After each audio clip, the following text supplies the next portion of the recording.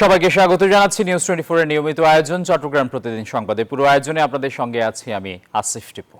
ব্রাহ্মণবাড়িয়ায় আধিপত্য বিস্তারকে কেন্দ্র করে দুপক্ষের সংঘর্ষে একজন নিহত হয়েছেন, আহত হয়েছেন আরও ৩ জন। শনিবার রাতে নবীনগরে বড়িকান্দি ইউনিয়নে এই ঘটনা ঘটে।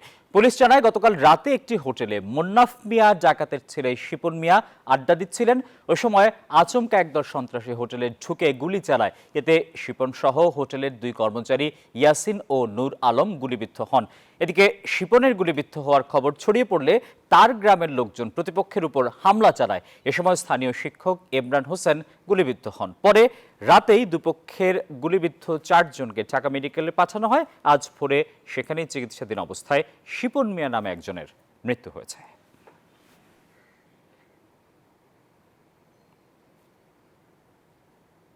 দেশের একমাত্র প্রবাল দ্বীপ সেন্ট মার্টিন পর্যটকদের জন্য খুলে দেওয়া হলেও নভেম্বর মাসে রাত্রি যাপন নয়, বরং দিনে গিয়ে দিনেই ফিরে আসার নিয়ম বেঁধে দিয়েছে সরকার। এতে কক্সবাজার থেকে আসা যাওয়ায় প্রায় 15 ঘন্টা জাহাজে চড়ে মাত্র 1 থেকে 2 ঘন্টা সময় কাটানোর সুযোগ পাবেন পর্যটকরা। এমন সিদ্ধান্তকে অবাস্তব ও পর্যটক বান্ধব নয় দাবি করে জাহাজ চলাচল বন্ধ রেখেছেন জাহাজ মালিকরা। ফলে নয়নাভিরাম এই দ্বীপে ভ্রমণ মৌসুমের শুরুতেই থমকে গেছে পর্যটন বাণিজ্য। তবে শীঘ্রই এই সংকট কেটে যাবে বলে জানায় জেলা প্রশাসন। কক্সবাজার থেকে ইরফানুল হাসানের রিপোর্টে দেখুন বিস্তারিত। কক্সবাজার থেকে সেন্ট মার্টিন যাওয়া আসায় সময় লাগে প্রায় 15 ঘন্টা। সরকারের নতুন নিয়মে দীর্ঘ এই যাত্রাপথ শেষে দ্বীপে অবস্থান করার সুযোগ মেলে মাত্র 1 থেকে 2 ঘন্টা, যা অনেকের চোখে মধ্যাহ্নভোজ বিরতির মধ্যেই সংক্ষিপ্ত। দ্বীপের আসল রূপ, প্রাকৃতিক সৌন্দর্য আর নির্জনতা সব ফুটে ওঠে রাতের স্নিগ্ধ আলোয়। কিন্তু সরকারের সিদ্ধান্ত অনুযায়ী নভেম্বরে সেই সৌন্দর্য উপভোগের সুযোগ নেই কারো। এতে হতাশ পর্যটকরা। এতটা পথ জার্নি করে এখানে আসবো, তারপরে এখান থেকে আবার 5-6 ঘন্টা জার্নি করে যেতে হবে, আবার ওখানে 1-2 ঘন্টা সময় দিয়ে আবার ব্যাক করতে, কিন্তু এটা কষ্ট হয়ে যায়। সেন্ট মার্টিন কক্সবাজারকে কেন্দ্র করে যে ব্যবসার একটা বড় একটা হাব, এই পুরো জিনিসটাই আস্তে আস্তে ক্ষতির সম্মুখীন হবে মনে করি আমি। এদিকে সরকারের এমন সিদ্ধান্তে জাহাজ পরিচালনা করতে নারাজ মালিকরা। তাদের দাবি, কক্সবাজারের পরিবর্তে ইনানি কিংবা টেকনাফে জাহাজ চলাচলের অনুমতি দিলেই খানিকটা সমাধান সম্ভব।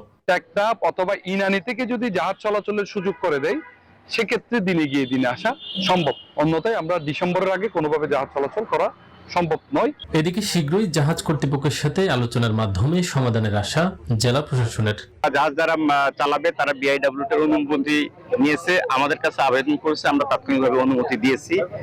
তারা যাত্রীর জন্য অপেক্ষা করতেছে, যাত্রী পেলে তারা চালানো শুরু করবে।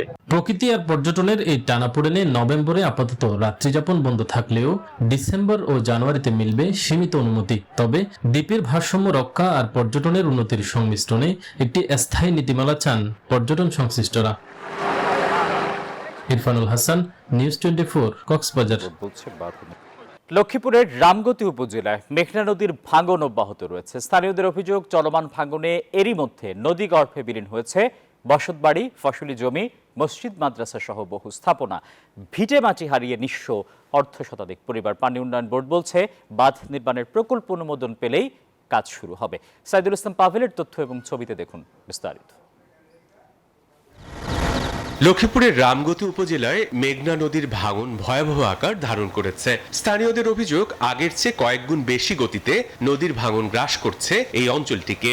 ভাঙনে ভিটে মাটি হারিয়ে নিঃস্ব নদী পাড়ের হাজারো মানুষ। হুমকির মুখে রয়েছে ঐতিহ্যবাহী বয়ারচর বাজার, মসজিদ, মাদ্রাসা সহ বহু স্থাপনা।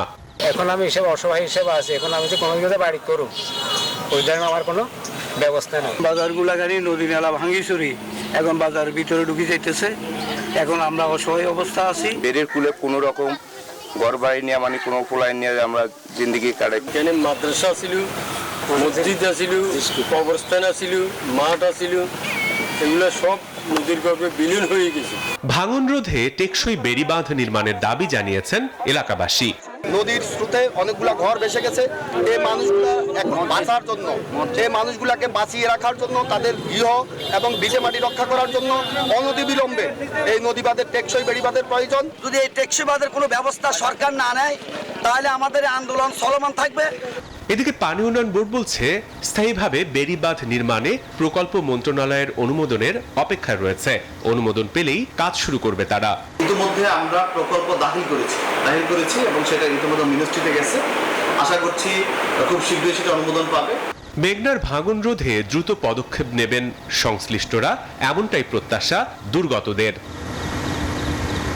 Desk report, news 24। চট্টগ্রামে ভেজাল ও নোংরা পরিবেশে দেদারসে তৈরি হচ্ছে খাদ্যপণ্য। বিস্কুট তৈরিতে মেশানো হচ্ছে ক্ষতিকর রং, পা দিয়ে মাড়ানো হচ্ছে ময়দা, মানা হচ্ছে না কোনো নিয়ম নীতি।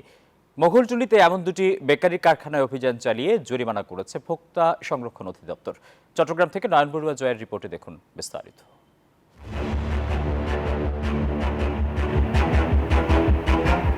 এইভাবে নোংরা পরিবেশে তৈরি হচ্ছে কেক, ফেলে রাখা হচ্ছে নোংরা মেঝেতে। একইভাবে তৈরি হচ্ছে বিস্কিট, পাউরুটি, বনসহ বেকারির খাদ্যপণ্য। এমন দৃশ্য ধরা পড়েছে ভোক্তা অধিকার সংরক্ষণ অধিদপ্তরের অনুসন্ধানে। দুপুরে চট্টগ্রাম নগরীর মুগলটুলিতে দুই বেকারির কারখানায় অভিযান শুরু করে ভোক্তা অধিকার। অভিযানে হাতে নাতে ধরা পড়ে নোংরা পরিবেশে খাবার তৈরির এমন দৃশ্য। খাবার নিচে প্রসেস করতেছে এবং উৎপাদিত খাবারটাই নিচে আবার শ্রমিক যারা আছেন তারা খোলা হাতে প্রসেস করছেন। তারা পত্রিকাতে খাবারটা এই যে কেকটা পত্রিকা দিয়ে কিন্তু উৎপাদন করছেন। তারা যখন এই পত্রিকাটা রিমুভ করছে তখন পত্রিকার একটা কালি এই খাবারটাতে রয়ে গেছে। এমনকি ড্রাই কেক তৈরিতে মেশানো হচ্ছে ক্ষতিকর রং। বিএসটিআই এর অনুমোদন থাকলেও বেকারিগুলো মানছে না কোনো নিয়ম নীতি। তারা কিছু টোস্ট তৈরি করে, ড্রাই কেক তৈরি করে। ড্রাই কেকটার মধ্যে যে কালার ব্যবহার করে, কালারটা হচ্ছে অনুমোদিত কালার। আমরা তাদেরকে জিজ্ঞেস করেছি, তারা এই কালারটা আমাদেরকে দেখাতে পারছে না। অন্যদিকে মুগলটুলির প্রগতি বেকারিতে পা দিয়ে মারানো হচ্ছে ময়দার খামির। খাবার উৎপাদনের অনেকগুলো উপাদানের মধ্যে অন্যতম উপাদান হচ্ছে পানি। ওনারা হচ্ছে অপরিষ্কার পানিটা ব্যবহার করছে খাবারে, যেটা স্বাস্থ্য ঝুঁকি তৈরি করতে পারে। উনি চাইলে সহজে একটা ব্যবস্থাপনা করতে পারতেন। লম্বা একটা টেবিল দিয়ে দিবেন, টেবিলের উপরে এই পাউরুটিগুলি রাখবেন কর্মীরা, আর কর্মীরা পাশে দাঁড়িয়ে এটা এই গ্লাভস পরে হাত দিয়ে ওটা করবেন, তাতে পায়ের কোনো স্পর্শ লাগবে না। তবে নোংরা ও ভেজাল খাদ্যপণ্য তৈরির অভিযোগে দুই বেকারিকে 2 লাখ টাকা জরিমানা করা হয়। এগুলো তো আর আমরা ইচ্ছাকৃত, মালিকরা ইচ্ছাকৃত করি না, স্টাফদের গাফিলতির কারণে এগুলো হচ্ছে। বেকারি বিজনেসটা তো আগুন পানির ব্যবসা, সবসময় উত্তপ্ত গরম। দেখা যায় সবাইকে আমরা ঠিক রাখতে পারি না, আমাদের চেষ্টায় কিন্তু সবসময় থাকে। খাদ্যপণ্যে ভেজাল ও নোংরা পরিবেশে তৈরি বন্ধে প্রশাসনকে আরো কঠোর হওয়ার পরামর্শ ভোক্তাদের। নয়ন বড়ুয়া জয়, নিউজ 24, চট্টগ্রাম। বাজারে হঠাৎ করে বেড়েছে পেঁয়াজের দাম। 3 থেকে 4 দিনের ব্যবধানে পাইকারি ও খুচরা বাজারে পেঁয়াজের দাম বেড়েছে কেজিতে 20 থেকে 25 টাকা পর্যন্ত। এ নিয়ে আরো খবর জানাতে চট্টগ্রাম থেকে যুক্ত হচ্ছেন সহকর্মী আকরাম হোসেন। আকরাম, চট্টগ্রামে পেঁয়াজের বাজারের খবর জানাবেন আমাদের।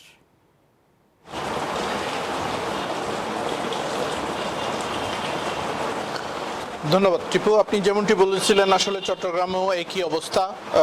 যেভাবে পেঁয়াজের দাম বেড়েছে তাতে ভোক্তাদের মনে কিন্তু শঙ্কার সৃষ্টি হয়েছে। আমরা যেটি দেখতে পেয়েছি চট্টগ্রামের খাতুনগঞ্জ পাইকারি বাজারে এসে, সেটি আপনার মাধ্যমে আমরা দর্শকদের জানাতে চাই। সেটি হচ্ছে গত এক সপ্তাহে 20 থেকে 25 টাকা পর্যন্ত পেঁয়াজের দাম বৃদ্ধি পেয়েছে, যেটি আসলে বর্তমানে চট্টগ্রামে খাতুনগঞ্জে পাইকারি বাজারে পেঁয়াজের দাম চলতেছে 85 থেকে 90 টাকা, যেটি আসলে খুচরা বাজারে বিক্রি হচ্ছে 100 থেকে 105 টাকায় বিক্রি হচ্ছে বলে আমরা দেখতে পেয়েছি, এবং আমরা খুচরা বাজারগুলো ঘুরে এই দামগুলো দেখতে পেয়েছি।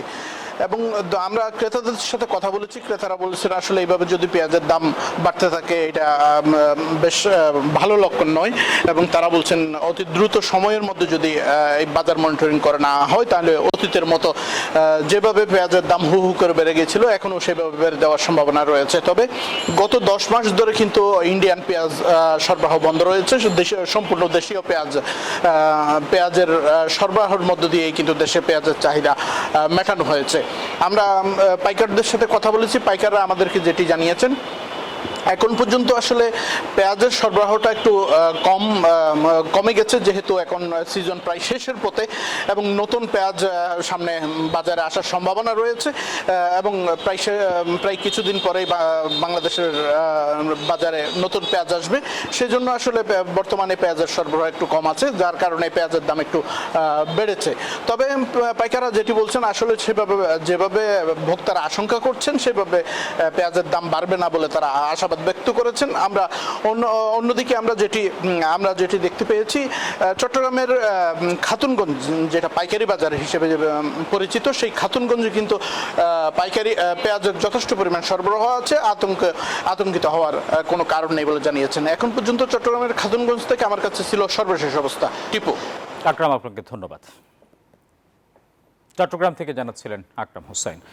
গত 17 বছর ছাত্রদল প্রতিনিয়ত ফ্যাসিস্টদের বিরুদ্ধে প্রতিবাদ মুখর ছিল। লড়াই সংগ্রাম করতে গিয়ে অত্যাচার, নির্যাতন ও গুম খুনের শিকার হলেও প্রকৃত রাজনীতি করতে পারেনি বলে মন্তব্য করেছেন বিএনপির যুগ্ম মহাসচিব শহীদউদ্দিন চৌধুরী অ্যানি। রবিবার দুপুরে লক্ষ্মীপুরের চন্দ্রগঞ্জ কফিলউদ্দিন ডিগ্রি কলেজে একাদশ শ্রেণীর নবীনবরণ ও সাংস্কৃতিক অনুষ্ঠানে এসব কথা বলেন তিনি। বলেন, শুধু জুলাই আন্দোলনে ছাত্রদলের 142 জন শহীদ হয়েছেন। 17 বছরের সংখ্যা 17,000-এর কম হবে না। ছাত্রদল শিক্ষার্থীদের জন্য কাজ করতে চায় যাতে ছাত্রদের মধ্যে শৃঙ্খলা, মেধাবী নেতৃত্ব বেড়ে ওঠে ও শিক্ষা সংস্কৃতি ফুটে ওঠে। গত 17টা বছর এই ছাত্রদল আসলে প্রকৃত ছাত্র রাজনীতিটা গড়ে তুলতে পারে নাই, কারণ তারা প্রতিনিয়তই ফ্যাসিস্টের বিরুদ্ধে প্রতিবাদ মুখর ছিল। তারা লড়াই করেছে, তারা সংগ্রাম করেছে, তারা অত্যাচারিত হয়েছে, নির্যাতিত হয়েছে, গুমের শিকার হয়েছে, খুনের শিকার হয়েছে। আর এই ছিল চট্টগ্রাম প্রতিদিন সংবাদের এখনকার আয়োজন। সবাইকে ধন্যবাদ।